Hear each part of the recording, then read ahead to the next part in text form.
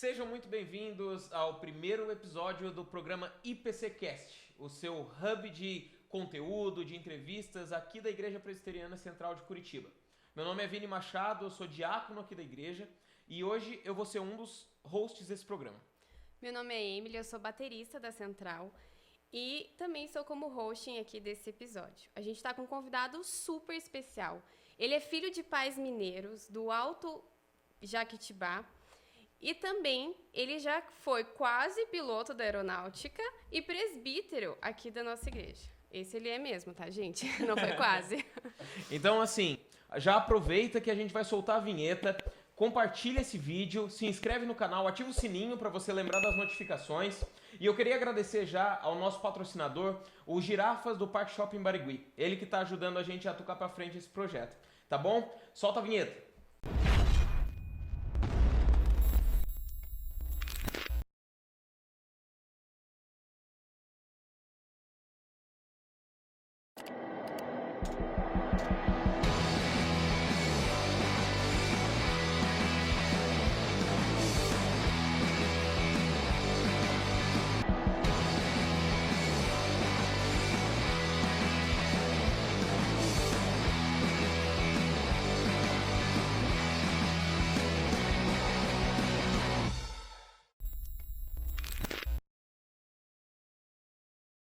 Marcelo, que honra te receber aqui. A gente está muito ansioso para conhecer um pouquinho de você e acredito que o pessoal também. É um prazer estar aqui. A gente vai conversar um pouquinho, acho que vocês vão conhecer um pouquinho da minha história, né? Como que Deus agiu em toda essa história. E vai ser muito legal esse papo aqui. Ah, com certeza, com certeza. E, Marcelo, esse teu sotaque, ele já não engana ninguém. Você não é de Curitiba, não, né? Pois eu nasci no Rio de Janeiro. Então, deveria ser um carioca. Mas eu tenho fortes influências de Minas Gerais. Meus pais são mineiros, eu estudei em Minas Gerais. Então, eu digo que eu sou um mineroca. Né? Uma mistura de mineiro com carioca. Por isso que tem esse sotaque. E aí, com as influências aqui do Sul também, já misturou tudo. Que legal. E a sua criação, assim, Marcelo, como que foi? Pois é. Papai e mamãe são dessa cidadezinha, Alto Jequitibá, lá no interior de Minas Gerais, uma cidade que tem 8 mil habitantes, né? Dizem que é a cidade de primeira, que se você passar a segunda, você já acabou a cidade, né?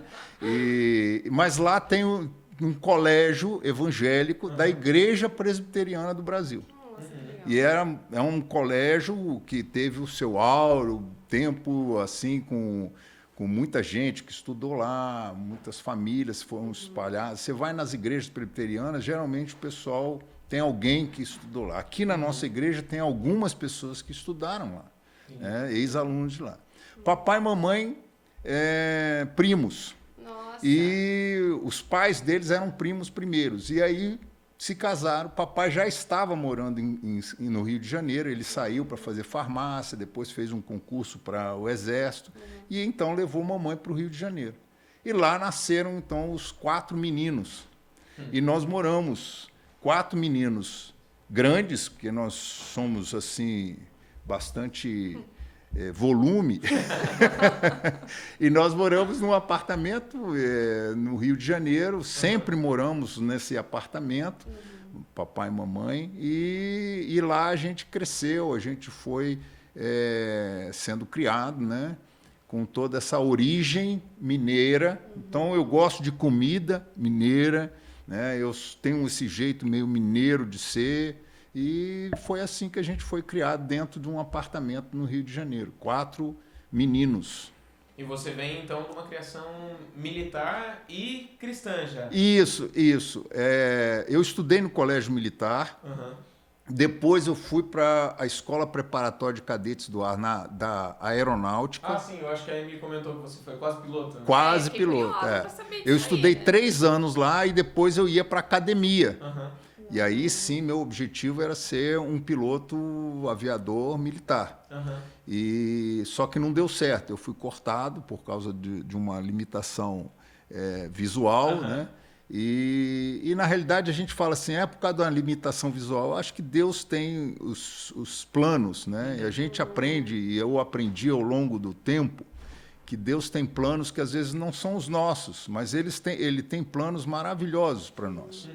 E aí eu cresci dentro de escola militar, estudando só com homem. Isso aí é interessante, né? E fui para o internato, morei 3 anos, dormia do lado de homens, né? Camas uma do lado da outra, né? Essa coisa de militar. E aí depois eu não fui para a academia e acabei voltando para a casa dos meus pais, que foi um outro choque, né? Porque eu já estava vivendo 3 anos assim, Sim. independente, Longe, né? né? Um jovem independente. E aí eu voltei e fui estudar engenharia no Rio de Janeiro. Você tinha mais ou menos quantos anos? Eu voltei 18, com 18 anos, eu voltei e aí eu fiz vestibular, passei para engenharia no Fundão, lá na Federal do Rio de Janeiro, fiz engenharia civil. Que legal. E toda criança tem o seu sonho, né? Eu mesmo queria ser tenente do exército. Olha, que legal!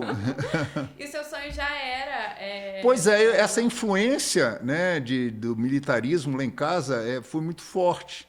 Tanto é que eu tenho um irmão que é oficial da Marinha e o outro é oficial do Exército. Nossa, Né? que legal. E eu ia ser da Aeronáutica, ia fechar as Forças Armadas, né? Então, mas não foi esse o que aconteceu, né? E Marcelo, assim, se fosse para você dar um conselho para um jovem que está assim, sem saber o que quer fazer, sem saber qual faculdade ele quer escolher, o que você falaria para ele? Olha, eu acho que a primeira coisa, ele precisa saber aquilo que ele tem aptidão. Né? É muito difícil. A gente é muito novo quando a gente tem que decidir isso. Mas a aptidão, por exemplo, eu estudei nessas escolas militares que tem esse foco muito forte em matemática, física, exatas. Então, eu fui ensinado a esse raciocínio, né? E quando eu cheguei, eu falei assim, não, é isso que eu vou fazer. Né? Porque é isso que eu vou... Eu jamais faria biologia, até porque no vestibular eu me arrasei na prova de biologia. Mas também gabaritei física e matemática. Então, a gente porque já tem uma noção, né? tem uma noção daquilo, né? Daquilo que você... Aliás, eu estava viajando semana passada, eu encontrei uma menina que estava fazendo simulado. Eu falei assim... todo mundo deve te perguntar o que você vai fazer na faculdade. Eu queria te fazer uma pergunta. O que você jamais faria na faculdade? Porque isso é mais fácil, né? Sim. Eu, por exemplo, jamais seria médico. Não seria. Então, bom, já cortei fora algumas coisas, né? Então, ajuda a gente saber essa aptidão, essa coisa que você tem uma tendência. Sim. Né? E saber o seguinte, se você começar e você sentir não é isso, quanto mais cedo você sair é melhor, porque você não vai... Né? Eu conheço gente que entregou o diploma para o pai e falou assim, agora eu vou ser o que eu quero ser. Sim. Não, você vai experimentar e vai ser o que você quer ser. E o que te levou para a engenharia civil, especificamente? Civil, eu queria trabalhar ao ar livre, em obra. Né? Era esse o meu desejo. Eu queria... E logo cedo na faculdade, eu lembro que no 2º semestre, um professor falou assim, olha, eu tenho um estágio para fazer e vou pôr o nome de vocês aqui. Quem eu tirar vai ser estagiário. E saiu o meu nome e eu fui feliz da vida. E eu comecei a trabalhar. Eu trabalhei toda a faculdade, a graduação eu trabalhei. Legal. Né? Até no fim eu era técnico de edificações, mesmo não sendo, né? Mas eu exercia a função de técnico porque eu trabalhava. É muito bom quando dá certo, né? Faculdade com o trabalho. Por isso, porque eu comecei a trabalhar em obra. E aí, quando eu me formei, eu fui trabalhar em obra. Né? E eu gostava, era isso, beleza, é isso mesmo que eu quero. Só que aí, no verão, muita claridade, meu olho claro, comecei a chegar em casa todo dia com o olho vermelho, aí eu fui... Ela falou assim, não, você não pode trabalhar ao ar livre. Ou você tem que trabalhar com um óculos muito escuro e tal, você tem que ser de escritório. Eu falei assim, não, mas eu não queria ser. Né? De novo. De e aí acabei indo para escritório, né, trabalhando em escritório a vida inteira, na realidade. E o que você trabalhava no escritório? Eu comecei Eu fui estagiário primeiro, né? Isso é interessante. Eu passei no último período na faculdade, passei no corredor lá, tinha um cartaz assim, 2 vagas para engenheiro civil. E eu estava com um colega, ele falou assim, nem vou mandar o currículo porque 2 vagas, isso já deve ter o nome do pessoal lá. Eu falei assim, eu só quero uma, não manda não porque uma eu quero para mim. E eu mandei. Eu mandei, né? E um dia eu fui chamado. Eu tinha que mandar o currículo e tal, mandei tudo e fui chamado para ser estagiário. Dentro de engenharia civil, mas na área de segurança do trabalho.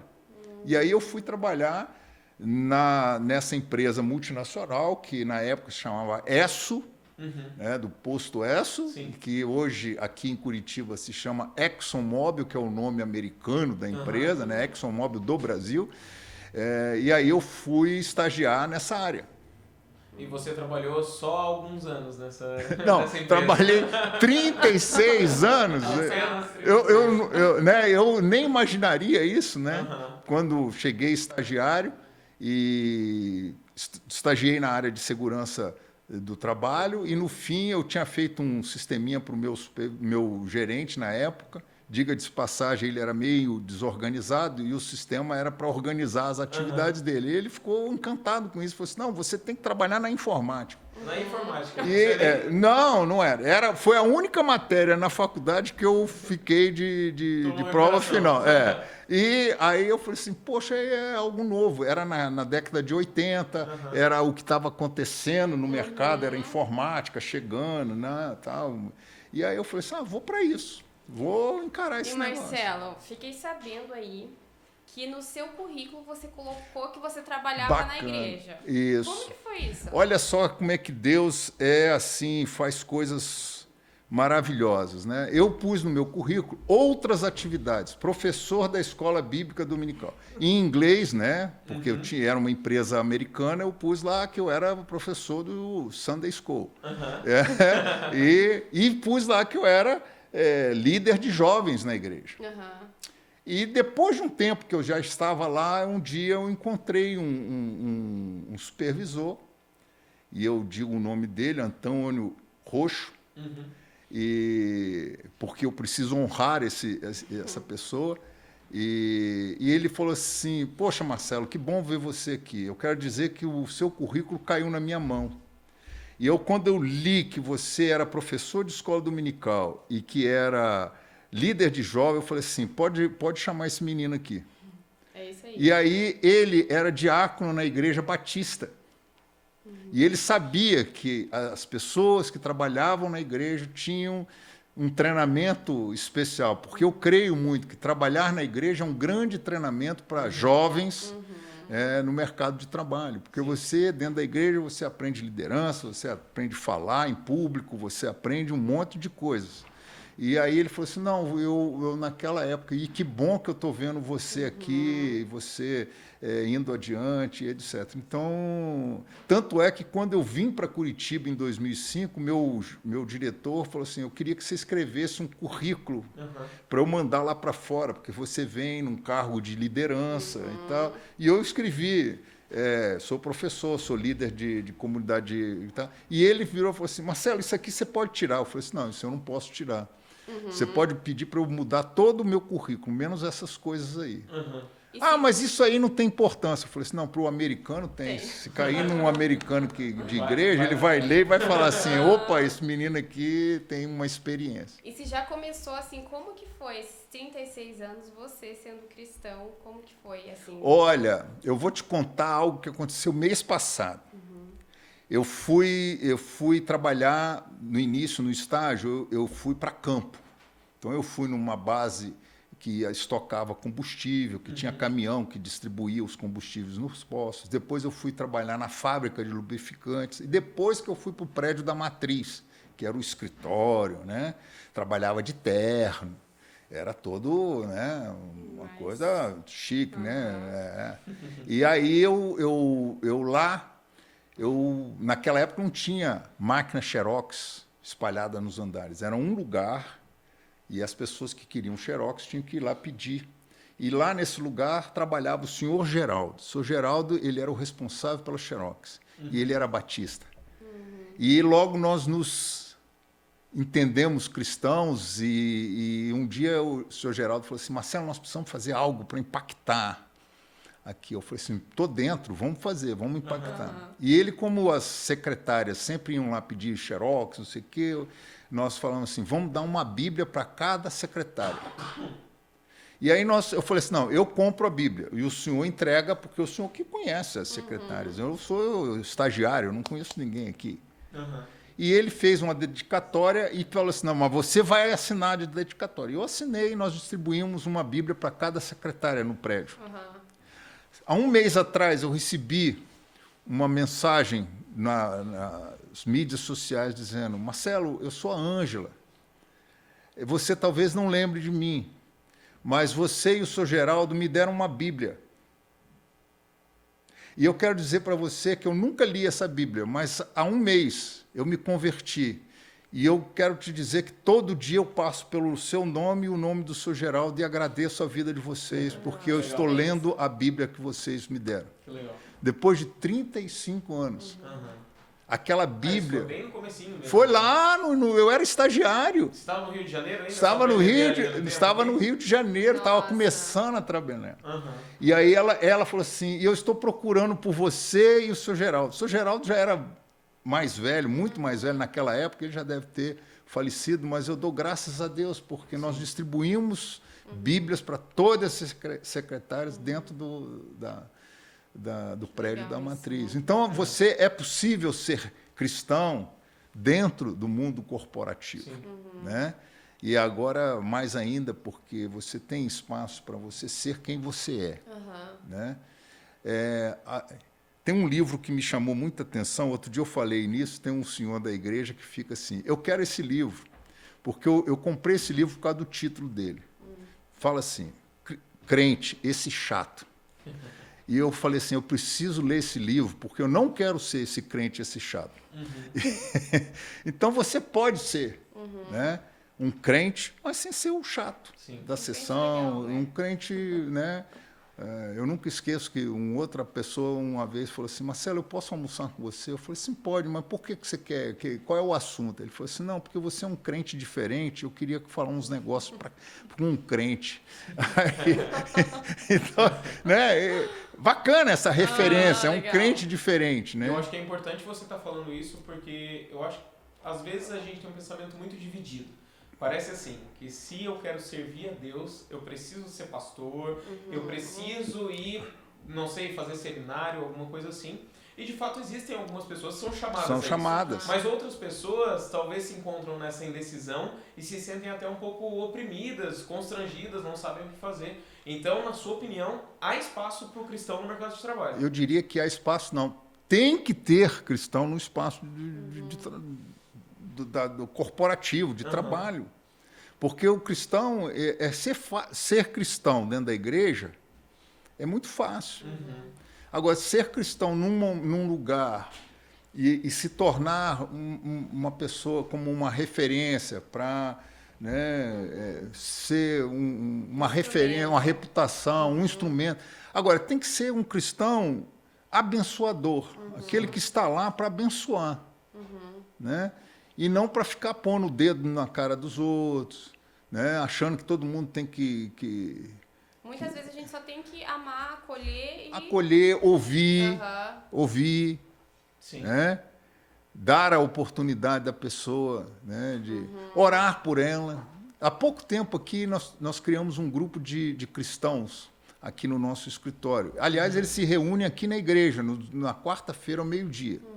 Então, é um grupo que tem esse objetivo, né? Sim. De ser... E aí um dia nós estávamos, na pandemia, nós estávamos pelo Zoom, e chegou uma menina que nunca tinha ido. Ela falou assim, não, hoje eu estou precisando de uma oração, e eu sei que aqui eu encontro alguém que vai orar por mim.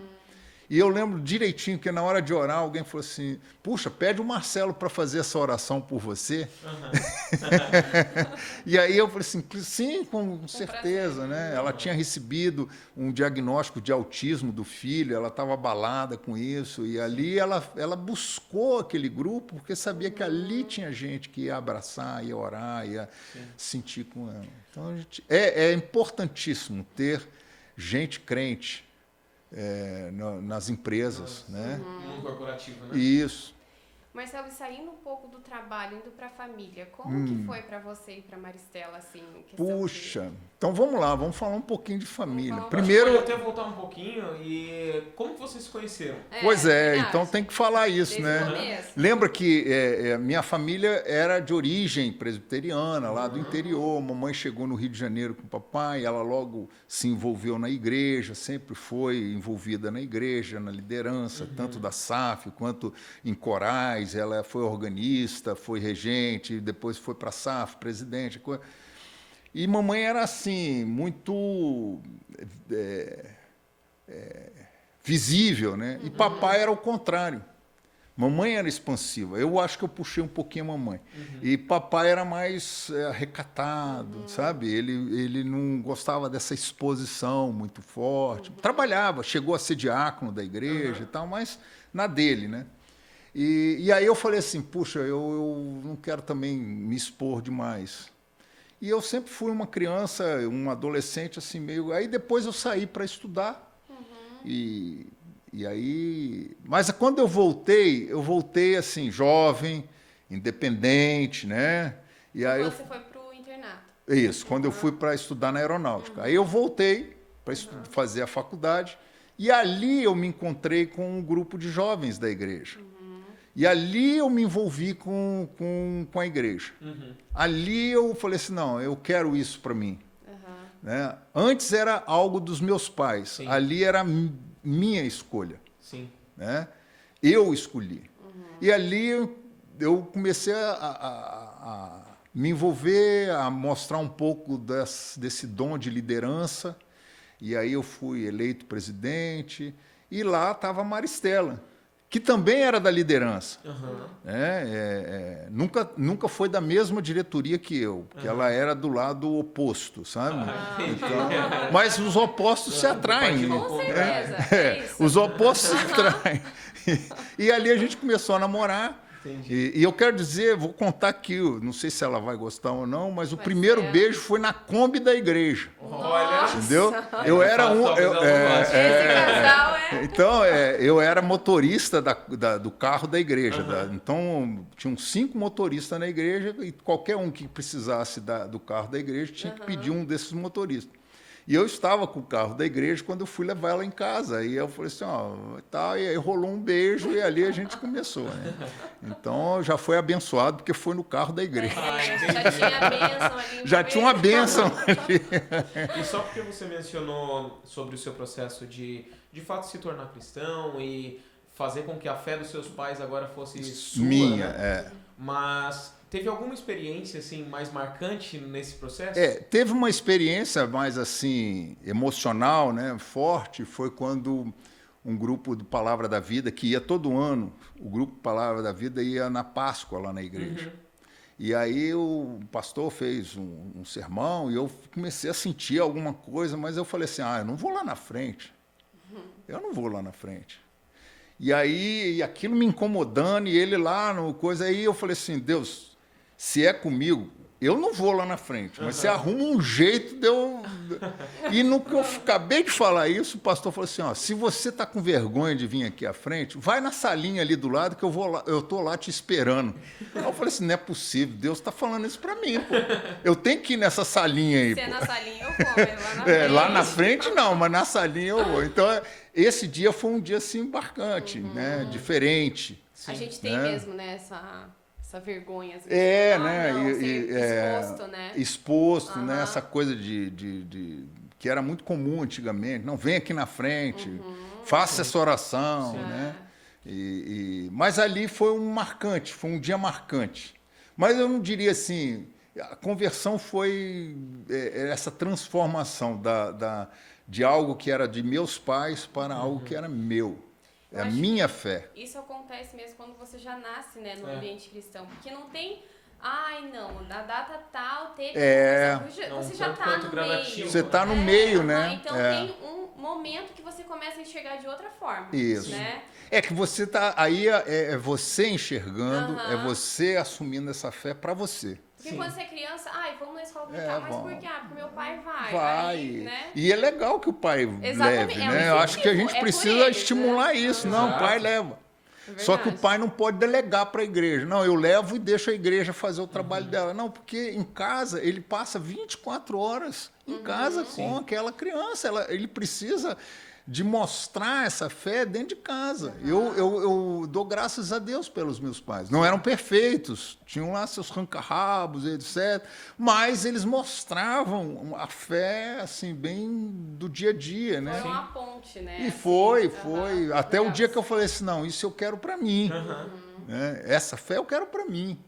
E de fato, no dia do batismo, aqui na presbiteriana, a gente traz esse compromisso para os pais, Sim, né? Traz essa questão de fato, eles serem luz sobre os filhos, Isso. levarem os filhos sobre o caminho do evangelho. Eu gosto muito quando tem o batismo que diz assim, se você compromete em orar por eles e com eles. Né? Bacana orar por eles, né? Pelos seus filhos, mas é orar com eles. Fazer participante do processo. Isso, né? Verdade. Então, E Marcelo, já que a gente está falando de paternidade, como foi você ser pai? isso foi muito difícil. Né? Nós casamos, e aí toda aquela turma da mocidade casou e foi tendo filhos, e eu e Maristela não conseguimos ter filhos. Nós perdemos várias gestações. E perdemos até depois de nascido, 15, 20 dias depois, nós perdemos uma criança, e foi muito doloroso. É doloroso para o psicológico, é doloroso para o físico, principalmente para a mulher, Sim. né? Porque tem toda aquela gama de hormônio, e aí tem todo um processo de limpar o organismo. E foi doloroso espiritualmente, porque como foram várias vezes, a gente começa a questionar a fé, né? E Abala tudo, abala. Mas eu quero dizer que nesse processo todo eu tive a grande alegria de estar numa comunidade cristã, numa igreja, que me abraçou, que nos abraçou, que nos levantou, caminhou conosco, foi parceira nesse processo, foi trazendo consolo, conforto, e a gente foi vivendo isso. Eu acho que a minha fé hoje ela é composta de um somatório de experiências de fé. Né? E todas esses trancos, a gente tem um termo, né? Trancos e barrancos. Nesses trancos e barrancos foram experiências de fé. Que hoje eu falo para os meus filhos. Quando a gente fala dessa experiência, a gente diz, eu creio em Deus, porque Deus se revelou. E é de fato uma fé provada, né? Uma Isso, questão até né? perseverante, né? Isso, Eu acredito que né? a gente é muito provado no ambiente da perseverança. Então, cada vez que acontecia isso, enchia a nossa casa de gente para estar lá, chorar conosco, nos abraçar, caminhar conosco. Isso faz toda a diferença. Carregar o fardo, né? Carregar junto Ajudar a conosco. carregar o fardo. Isso. Então, isso fez muita diferença. Mas apesar de você falar que vocês perderam várias tentativas aí de gravidez, você falou filhos no plural. Filhos. Quem são os seus filhos? Vamos lá. Então, nós estávamos num verão, vindo do interior de Minas Gerais, lá da terra dos meus pais. Quando nós chegamos no Rio de Janeiro, o carro estragou bem na entrada do Rio de Janeiro, aquele calor, saiu fumaça, Foi bem paramos. boas-vindas. Boas-vindas ao Rio de Janeiro, e naquele momento toca o telefone e nós tínhamos uma rede de pessoas procurando para adoção. E ela diz, tem uma criança aqui. E nós estávamos, justamente quando a Cristina, que veio a falecer, a gente estava muito abalado e a gente precisava disso. E aí a gente falou assim, vamos lá. E aí não tinha um carro. Eu falei assim, poxa, mas Deus não ia dar um negócio se não tivesse os meios para chegar lá. Né? Sim. E aí eu chamei um primo que pegou um Opala preto e nós saímos para esse destino e para buscar essa criança. E porque alguém que era de igreja falou assim, a criança está aqui esperando vocês. E aí, no meio do caminho, o Opala também dá um defeito, perde a parte elétrica. O carro emprestado deu defeito. Deu defeito e perdeu o farol. Né? Não pode ser fácil, né? Não pode ser fácil. E aí a gente chegou, a gente ia atrás dos ônibus que com farol, até que a gente chegou no amanhecer e nós fomos para o endereço. E chegamos lá, tudo apagado. Eu falei assim, não tem coragem de bater. Eu falei assim, vim buscar. vamos esperar amanhecer. E aí a gente buscou e veio aquela criança, que é o Mateus. Esse nome Mateus é significativo, que ele quer dizer presente de Deus. E nós estávamos precisando de um presente de Deus. Que legal. E ele veio, a gente veio segurando aquele neném, mal sabíamos segurar neném, né? Todo molinho, e nós viemos bem, ele tinha dias, e ele chegou, e foi aquela alegria. A igreja, eu estava nessa época, a gente saiu da igreja mãe, da igreja grande, e fomos fazer um projeto de plantação de igrejas no pé de uma comunidade. No Rio ainda? No Rio de Janeiro. E aí a gente chegou lá naquela igreja, da viagem já fomos direto para a igreja para mostrar à igreja o nosso neném, né? Então foi a nosso milagre, né? E aí foi aquela festa da igreja conosco e logo depois Maristela ficou grávida. Nossa. E aí a gente já tinha, assim, já estavam tão calejados, nós ouvimos até gente da igreja dizendo assim, não, tira. Vocês já estão tão machucados, vocês já têm o presente de Deus. E nós decidimos ir adiante. E aí nós vimos um milagre de Deus. Porque Deus faz coisas extraordinárias.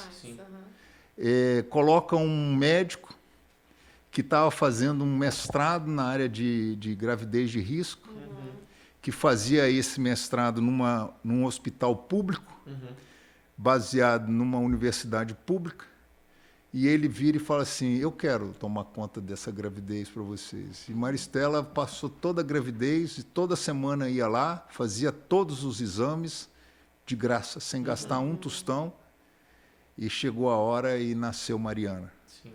Legal. Nessa hora, ele falou assim, vem ver o parto. Eu falei assim, não quero ver. Eu sou fraco para sangue. Lembra que eu falei que eu não seria médico? Eu não seria médico. E aí eu falei assim, não quero te atrapalhar. Você tem que dar total atenção a eles aí. Eu sou engenheiro. Então, eu sou engenheiro, outra coisa. E aí eu saí do hospital, fiquei na praça, e até que a hora que alguém falou assim, nasceu.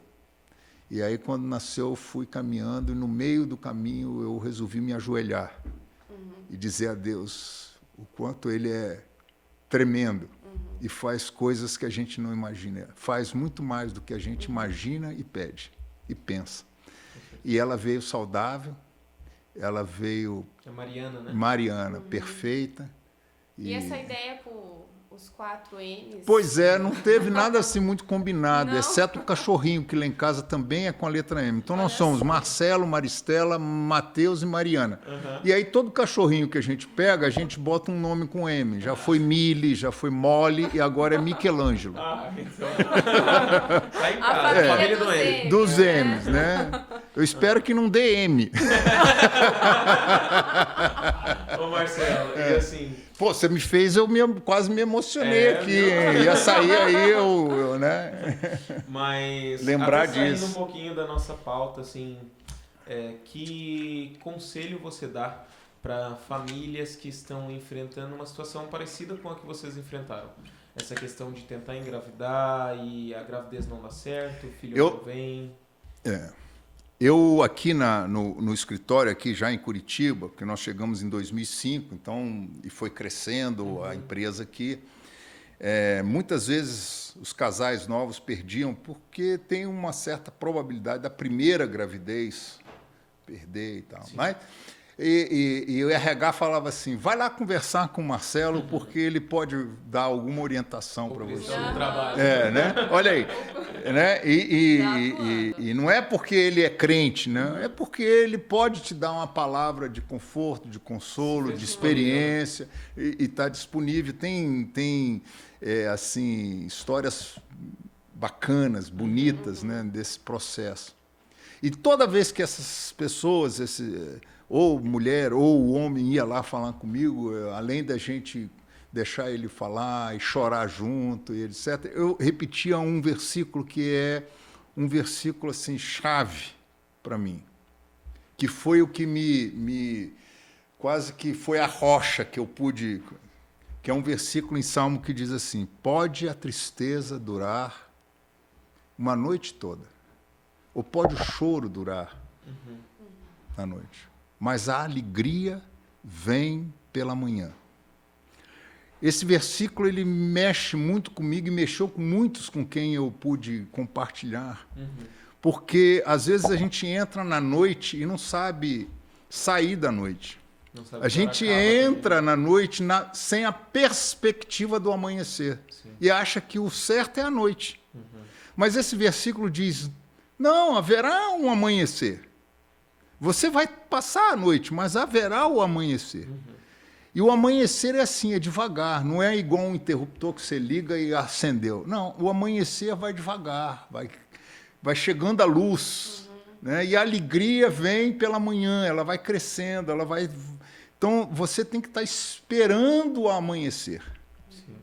Então, você precisa mudar o seu coração, a sua mente, dizendo assim, olha, passe a noite, noite de choro, de dor, mas não perca a perspectiva e a esperança do amanhecer, porque a alegria vem lá, vai chegar a alegria. Sim. E quantos desses jovens que vieram falar comigo, que hoje chega para mim e fala assim, Marcelo, esse é meu filho. Eu nunca esqueço um que perdeu aqui no hospital que tem em frente ao Pátio Batel ali. O Santa Cruz, né? Santa Cruz. E eu fui encontrar com eles justamente no Pátio Batel. E ele veio, nós nos abraçamos, choramos. E aí eu contei desse versículo e falei assim, eu quero vir aqui um dia com você e os seus filhos correndo nesse corredor largo aqui. E nós vamos lembrar do choro de hoje, mas nós vamos chorar de alegria, porque haverá amanhã na vida de vocês. E hoje ele tem 2 filhos lindos. Nossa, que lindo. E ele nunca esquece dessa conversa que nós tivemos. Então, a perspectiva da manhã. Se eu posso dizer para alguém não perca a esperança e a perspectiva de que amanhã vai aparecer, vai surgir com alegria, com uma mensagem nova para vocês. Marcelo, mudando um pouquinho aqui, você falou Toda hora vocês mudam, hein? O negócio aqui é dinâmico. Então vai mudando. Vamos mudando. Você falou que veio para Curitiba. Quantos anos você está aqui agora?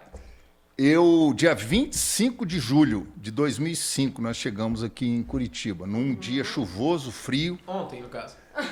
Ontem fez 18 anos. E o frio não mudou também, né? Não. Mas você sabe que a gente vai acostumando, parece que está até mais ameno. Né? Mas naquela época foi muito radical para nós. Né? Então tem 18 anos que nós chegamos aqui. E aí tem uma história interessante, que é mais um recadinho de Deus. Deus manda uns recados assim muito gostosos, né? Experiências de fé. Lembra disso? Experiências de fé.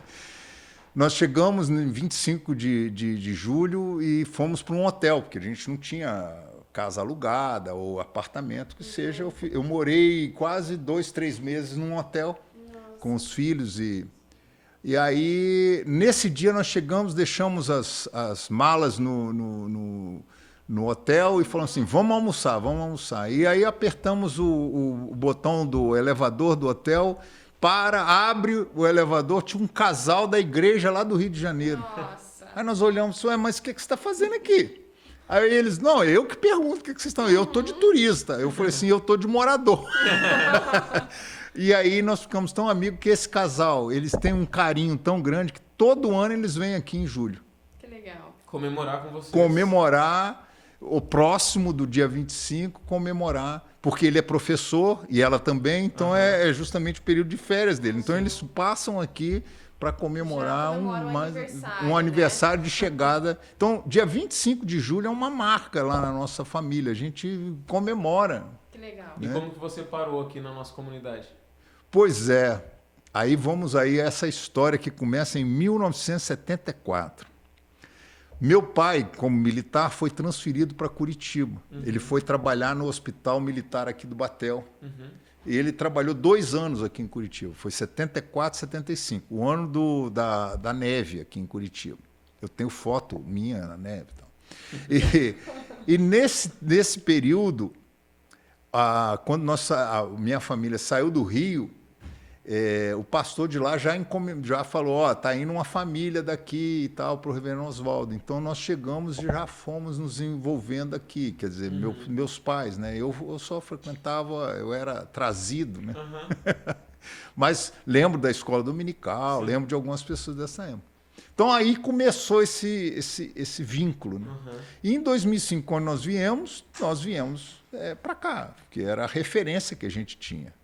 Né? Então, foi aí que a gente se envolveu com a Igreja Presbiteriana Central da Comendador. E daí foi se envolvendo com liderança, com ministérios? Aí eu queria te dizer aquilo que eu penso sobre isso. Né? Na realidade, nós chegamos aqui e nós fomos, Maristela e eu, fomos tomar conta das crianças no culto da noite. Porque eu acho que você tem que colocar os seus dons à disposição. Tem muita gente assim, não, porque eu quero ser, ou almejo. Não, cara, coloca seus dons, esteja disponível. Deus prefere pessoas disponíveis do que pessoas capacitadas. Sim. Às vezes os capacitados não estão disponíveis. E, às vezes, os disponíveis não são capacitados, mas ele prefere o disponível. Porque ele age, ele trabalha. Então, nós chegamos aqui e estamos disponíveis. E até hoje, a minha postura é essa, eu estou disponível. O que vocês precisam? Eu gosto muito da ideia de ser ferramenta. Né? Isso, você ser tá ali, bênção. Você está despreparado, mas isso. você é uma ferramenta, né? Para ser usado por Deus. Sim. E aí não é ali ou aqui, não, aonde Deus quiser. A gente comentava antes de começar o programa, né, que eu estava lendo um livro do Bob Goff. Ele é bem envolvido com missões, assim, ele é até diplomata de um país em necessidade, justamente pelo tanto que ele se envolve. E uma das frases mais marcantes dele é que ele decidiu se permitir ser interrompido, assim como Jesus era. Isso. Porque parece que Jesus, apesar de ter um programa, apesar de ter toda uma agenda para fazer naquelas regiões, ele sempre se permitia ser interrompido por um cego, por alguém que vinha... Aquela mulher da hemorragia, né? Ele estava atendendo o maioral da sinagoga, um top da coisa, né? E ele ia caminhando e ele largou o cara e disse assim, não, agora eu vou atender. Uma mulher sem nome que chegou por trás, chegou humilhada, se considerava suja, porque pelas leis estavam sujas, mas ele parou para atender aquela mulher. Sim. Né? Eu acho que é o nosso maior desafio na nossa geração hoje, né? Se fazer disponível, assim. A gente está tão consumido, tanto pelos compromissos quanto pelo entretenimento, que a gente... Eu creio muito em igreja como uma comunidade de serviço. Eu estou aqui para servir. Deus me dota de dons, de talentos para eu servir. E ser servido também, porque ele dota você para me abençoar e eu para te abençoar. E nós dois vamos glorificando o nome de Deus. Aí a gente caminha bem. Então, você está aqui para me abençoar, viu? Você também. Muitas vezes as pessoas tratam Efésios 4 como se fosse um capítulo sobre os dons da igreja, né? E eu prefiro uma interpretação que fala que Efésios 4 é sobre unidade. E unidade. É sobre corpo. Corpo, exatamente. Uns aos outros. As capacidades diferentes que nós somos diferentes, temos dons diferentes, mas somos do mesmo corpo para ajudar um ao outro. Exato. Né? Exato. E nós precisamos aprender a ter essa necessidade do outro. Eu preciso de você. Lá diz isso, né? Eu preciso de você. Aquilo que você tem, que Deus te deu, eu preciso disso. Né? E aí, quando você não vem, quando você não está, quando você se ausenta, quando você se afasta, nós ficamos necessitados Sim. daquilo que Deus te deu. Perfeito. Olha que visão bacana disso, não É é? verdade. E Marcelo, você tem algum projeto, algum sonho assim para a igreja local que você almeja assim? Puxa, eu acho, eu acho que a gente está aprendendo, né? Aos pouquinhos. Aos pouquinhos, né? É isso, de precisar, de não precisar só dos que estão lá visíveis. A igreja, às vezes, é feita dos invisíveis. Desde Daqueles que não vão lá na frente, daqueles que não leem lá na frente, daqueles que não cantam lá na frente, mas são pessoas que Deus dota de dons para abençoar um ao outro, Sim. que não tem nome. Eu gosto muito das histórias da Bíblia quando não tem nome. Não é? Os anônimos, né? Os que não têm nome na Bíblia, mas Deus abençoa e Deus usa essas pessoas para abençoar outras. Pô, que bom! Nós precisamos aqui na nossa igreja de valorizar os que não são visíveis. Você entendeu? De ver os que são invisíveis. Porque tem gente aqui que estão entre nós e que tem dons, tem talentos, nós só precisamos de dizer, olha, venha nos abençoar e venha ser abençoado. Né? Quer dizer que tem pessoas também que têm necessidades que a gente não tem Né? percebido, né? E às vezes a Emily tem a chave para a necessidade da pessoa. Né, mas Emily? ela Às não- vezes tem alguém precisando Aham. e a gente não ficou sabendo, porque ele é invisível. É. É verdade. Então, eu acho que esse projeto de trazer a visibilidade aos invisíveis. Sim. Legal. E nos últimos meses aí, você aposentou, né? Olha Pois só. é, depois de Você chegou 36 no fim dessa anos. jornada tão Pois é. longa aí. 36 anos, né? Na 36 mesma empresa. anos na mesma empresa. Olha só. Não mudou mais depois disso. Não deu nenhum problema. Não. Aí eu entrei nessa área, mudei dentro da empresa, porque é uma forma da empresa formar as pessoas, né, de coisa, é mudar de lugar. Então você fazia uma coisa, daqui um pouquinho ele bota você em outra, que você diz assim, mas por que eu estou fazendo aqui? É para aprender. Sim. Né? Então eu fui aprendendo, né?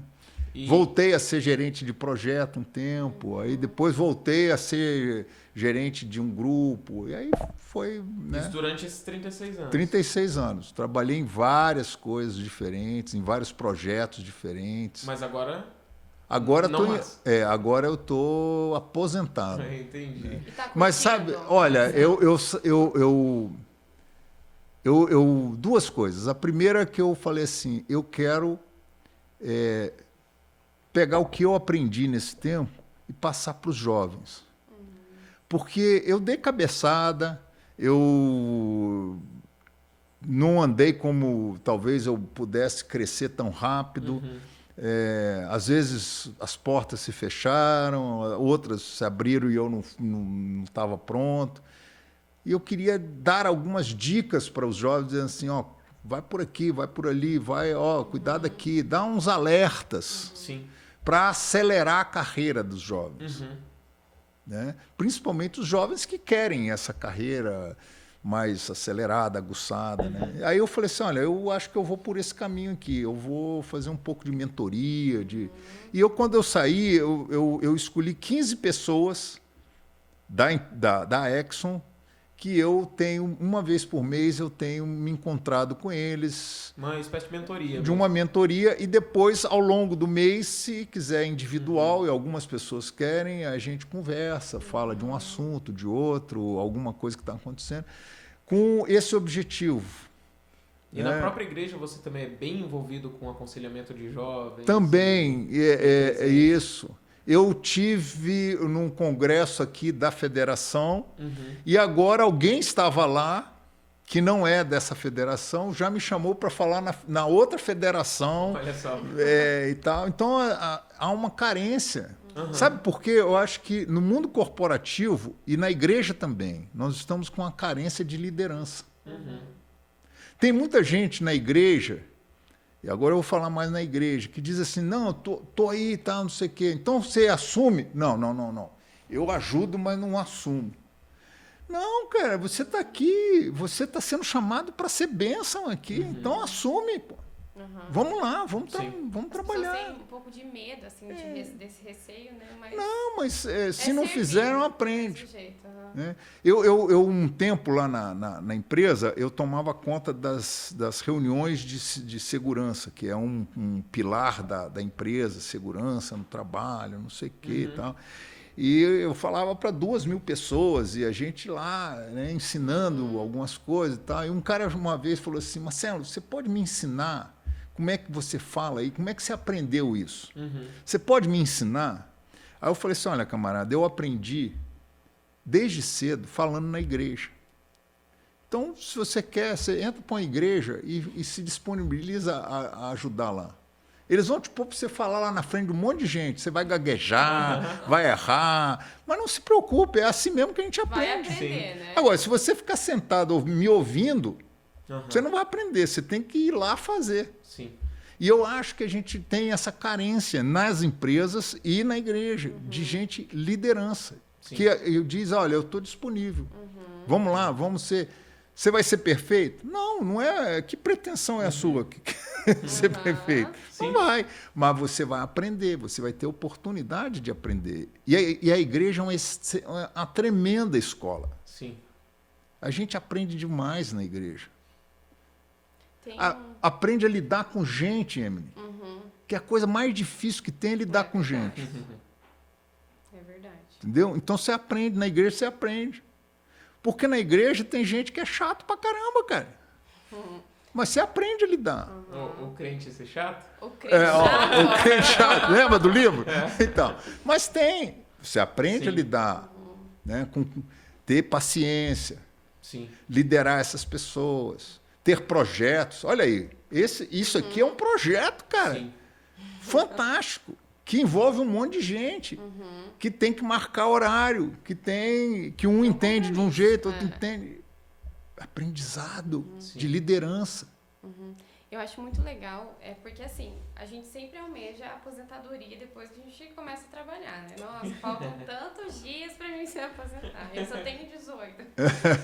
Mas eu acho muito bacana você, assim, iniciar projetos depois disso, porque dizem que quando você para de trabalhar total, você até adoece, né? Porque você não pode mais na parar. rotina. Não pode parar.